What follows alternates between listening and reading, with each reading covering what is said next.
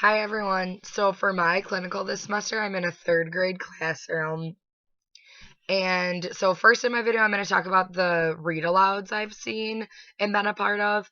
The first one that I really paid attention to and like that stuck out was during the students' break, like their snack time in the morning, my CT reads Mr. Popper's Penguins out loud to them, and she will like occasionally ask the students questions like about like unfamiliar vocabulary or like their predictions or what like will happen next, like things like that. Not like a ton of questions. Like I like to think that in my future classroom I'd probably ask like a little more, like just to make sure like they're kind of getting that reading comprehension, but also like it's just like kind of a nice little break. So I do really like when she does this, and I think the students really like it too because it's like a nice relaxing time, but it's also like building on their literacy.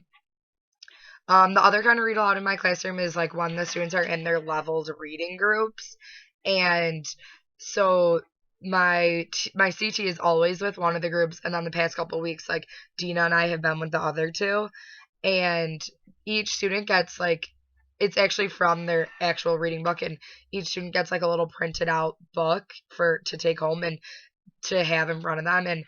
And my CT has the students each in the group read a page, and then she'll stop and ask them questions like I said before, like about like unfamiliar vocabulary, like predictions, like she'll ask them like how they know like what's going on, like based on the pictures. And at the end she asks questions like asking them to make connections from that book that they read to like books they've read in the past, or books like they not necessarily had to read like in their classroom but they've read before, kind of just like connecting all the different like literacy aspects. um I mean, I it's been really nice being able to like have my own group and like get to actually like do these read alouds with them and ask them these guiding questions because it's a lot of practice, and I like to just like kind of model the questions that my CT is asking.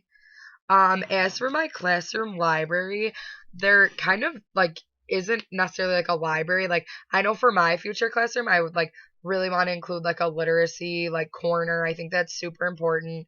In my classroom, it's just like little buckets of books like on the windowsill. They're super well organized, but the only time I've seen them being used is during their literacy centers when they do partner reading or like reading on their own, but that's only like a limited time. So I guess like for me, I would like include like more time maybe, or at least like the like I said before, like a literacy circle in my future classroom.